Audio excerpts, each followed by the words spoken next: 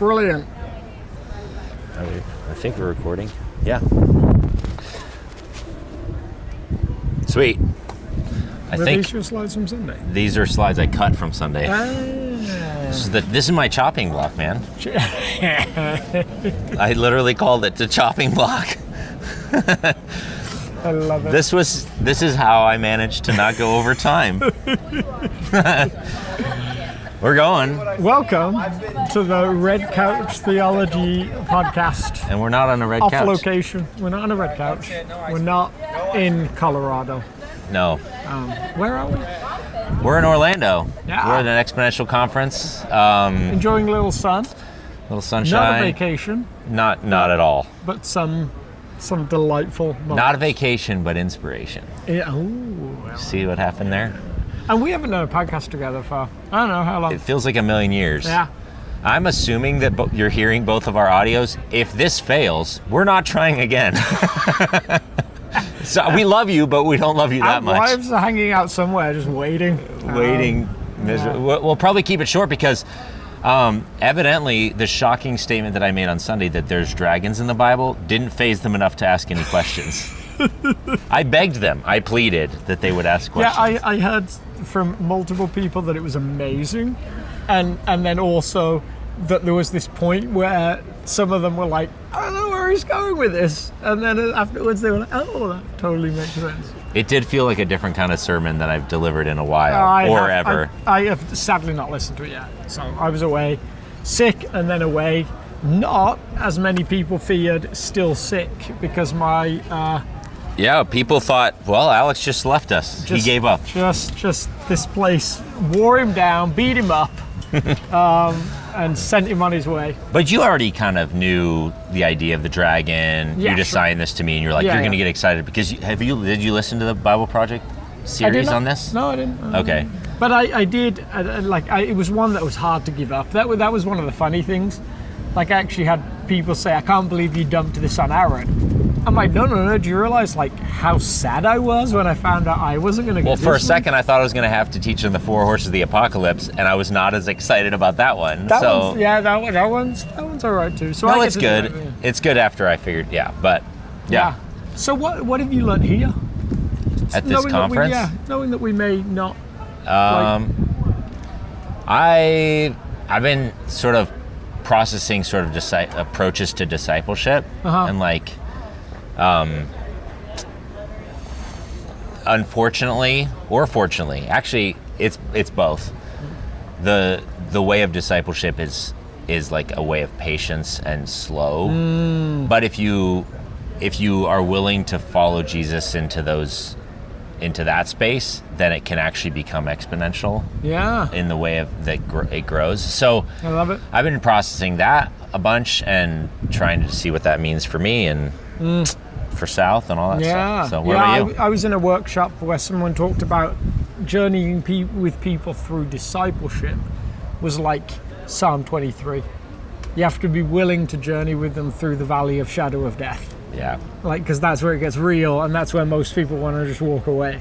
Mm-hmm. And you have to give them this sense of like, oh no, there's greener pastures. It's super easy to stay where you are.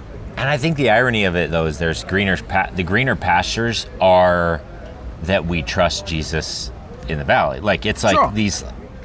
Sometimes the greener pastures are counterintuitive. Like, we think, oh yeah, healthy, wealthy, and wise, and everything's easy and cakewalk, and then you think you're turning the corner to the greener pastures, and he's like, how about we take this mountain? You're like, oh, dude, I thought we were going to get to rest for a while. So it's like this weird tension with discipleship. I like it. Well, every time I come here, I find like a cauldron of feelings about just like direction. I was at one workshop where they were like, this whole like big church thing you do, you should probably stop doing that. Just like, And I'm like, I don't know about that. And then there's another workshop where they're like, you should have planted 5 churches because, this church is way too big. And I'm like, well, we're not that big. But they're like, yeah, but you should already have started planting churches all over the place. It can pull you in lots of those extreme directions. Yeah. And so part of like what you get to do is sit in the midst of that and say, God, what is ours to do in this season? Yeah. You know. And I think I just said this, but I think the ironic path of the way of Jesus is that surrender is the way to growth, or surrender is the way to, like, you know, all these different things. And it very much aligns with the idea of this dragon, like, that was the maybe aha moment with the sermon, was that when you ask the question, what do we do with this big multi-headed red dragon that exists in the world and that is continually trying to attack the people of God and defame them. Two new heads every time you chop up just a like, head. yeah, so that's the obvious question of a text like this, is like, what do you do? And the text's answer is you die. Yeah. Like, the dragon can't defeat a sentiment of death to self. There's like, if you're fearless, if you're not afraid of death, if you're not afraid of like following Jesus on whatever path he has, then fear is the only thing the dragon can feed on, kind of thing. And so, like, even with talking about church planting, or what does God want for South, or what does God want for you or for me, it's like probably to not be afraid and to trust Jesus, like, and like Jesus showed the way. Even he defeated it by death. Like, it's not like he chose a different method. So I think there's another category related to that I always think is really interesting. And this is something sometimes you'll read a book and you'll forget everything. I don't know, I've never read one. Sorry, carry on. Sometimes you read a book, trust me, even though Aaron doesn't know what this is like, I do. Sometimes you read a book and you'll forget most of it, but one segment of it will just really just ingrain in your brain. I've heard that happens. About 20 years ago, I read this book called The Final Battle. Not the last battle, the final battle. It was written by this guy down in Texas who was like this kind of prophetic writer. And most of it I was like, I don't know if this doesn't resonate with me for whatever reason. But there was this bit that he talked about. It was like a vision he had of Revelation and the church in what he called the last days. And he said, I was watching this scene and there were all these, like, whether he called them demons or whatever, firing arrows at the people in the church. But there was only one group they were firing at. There was a whole other group they were missing. And apparently couldn't even see. And this guy in the vision thing, again, like, I'm like, on visions, like, sometimes I think they're profound and real, they're all over scripture, and sometimes feel like a little made up. But he talked about how, like, he asked, what is it about these people? And this angel in this vision said to him, oh, they're wearing a cloak of humility. Like, you can't be hit when you wear the cloak of humility. And part of, like, his message was, like, actually for followers of Jesus, in the same way that death to self, surrender, is a way of defeating the dragon counterintuitively, humility was a huge part of Jesus' ministry. And actually, like, humility is maybe a protection in the midst of this, and actually the thing that allows us to go to the cross to die and surrender. Like, allows us not to feel like we have to have a victory in a moment. I just think that, it's an interesting connection. And it was, sort of this upside down thing that keeps happening in the gospel and in the scriptures all over the place. You find these moments where you're like, okay, we're ready to, like, take the world by storm and bring God's kingdom, and, like, our inclination as human beings is to, like, flex our muscles and try and get our best strategy hat on and, and to leverage some sort of earthly system to do a kingdom thing. And, like, the text, like, just says, they triumph over him by the blood of the Lamb and the word of his testimony. They did not love their lives so much as to shrink back from death. And the word testimonies there is martyrdom. And I think that this is the fulcrum verse in this passage, that this is the means. And if you look at all of the gospel story, you're like, oh shoot. So the surrendered people, the ones who choose the way of the cross, choose the way of Jesus, are the ones who have victory over this thing, like everything you just said. Yeah. And so how do you apply that, like everyday life? What do you do? Well, that was the tension I actually felt, because, and I talked about this a little bit in the message, but for some people in the room, I was worried that they would hear that if they're more inclined towards, maybe, for lack of a better term, like they're already inclined towards self-sacrifice. Yeah. There's a toxic self-sacrifice that actually isn't self-sacrifice. Yeah. There's I will be a doormat, I will be subservient to everyone around me, and that's actually a way that they can try and control things in their world. Yeah. You know, that was the joke about Enneagram 2s, right? That Enneagram 2s, they want to help you, but they want you to know that you were the reason they were helped. Yes. Like, it's not healthy. Yeah, and so it can tip from a passage like this, or even the gospel itself, you can say it to them, and they might hear, oh good, I'm in the right religion, this is the place for me, because my knee-jerk response to the world around me is to suppress my own existence and my own desires.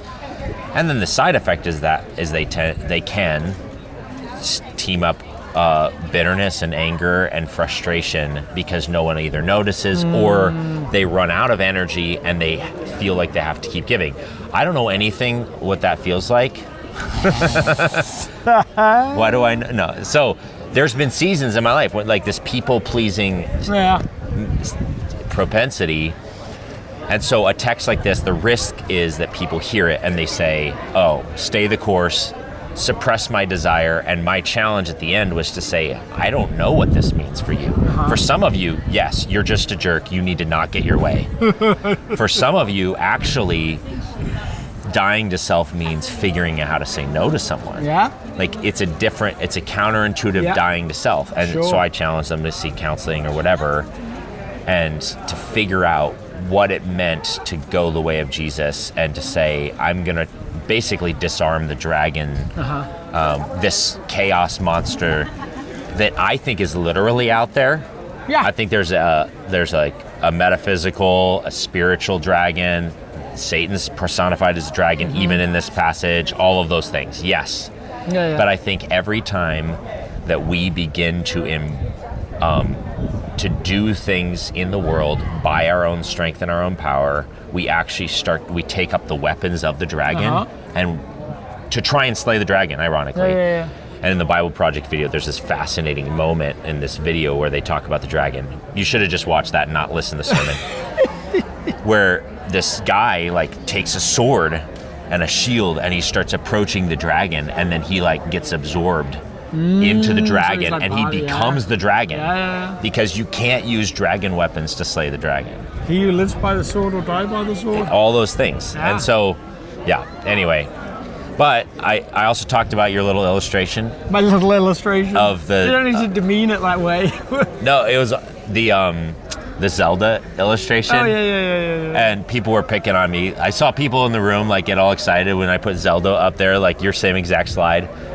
And I started describing, I don't know, you saved the princess. And everyone was, like, so disappointed. They're like, he doesn't know anything about Zelda.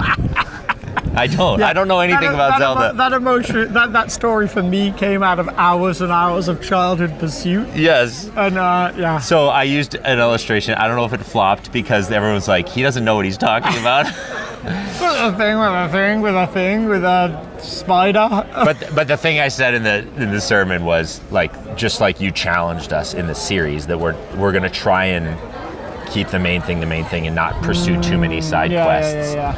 But there are so many side quests in this passage. Well, I think it's interesting, like, when you look at the whole of Scripture as a whole, like, someone once joked that without sin, like, Scriptures are just Genesis 1 and 2 and Revelation 21 and 22. It's like a short pamphlet. Yeah. Like, this is God's story in the world. Like, sin began as almost like this side quest that blew up and became the significant story until God enters into the world and ends that story in one particular way, and will end it again in a permanent way, like that on a beautiful level. And this is what enables you to surrender, I think. Like, the dragon is God's problem. It's not our problem. Like, we can't deal with a dragon. We can do exactly what you said, and that on some level destroys his power over us. Yeah. But the final end to that story is a God-driven story, not a human-driven story. Yeah, which is why it's both easier and harder, right? Because it's all on him. Like, we don't slay the dragon. You know, Christ did that once and for all at the cross, and he will, in the ultimate sense. But then, when we engage in that process, again, the way we do it is by surrendering to him and his way. But that's easy to say. But the work of figuring out where are these parts in me that have inclinations towards pursuit of power, pursuit of control. Oh, you mean I have to figure out how to get rid of my own desire to control things? That is crazy hard stuff. Well, it's going to be interesting because we're kind of having to reverse all this because of my sickness, which I'm trusting will make sense in the end.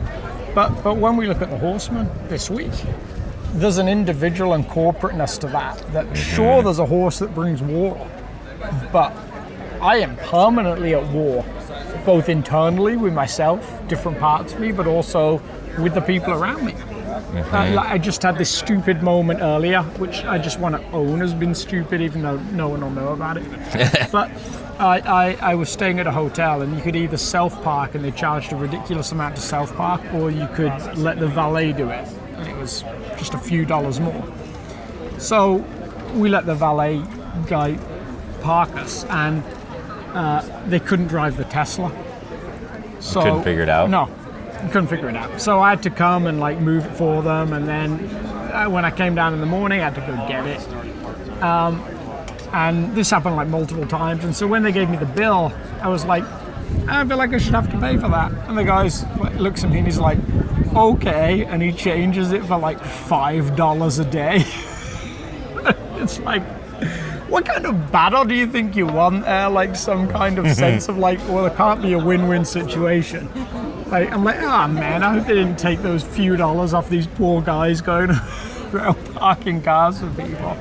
Like a sense of angst with the world, all of that comes out of like a system that's kind of beyond us. It's not just us. We're responsible for our own actions, but there's this bigger thing, and all of this Revelation does that constantly, doesn't it? Like, it talks about the dragon, and then it talks about this city, and you can't understand the city without understanding the dragon that's behind that city, that gives it its power, that creates these systems.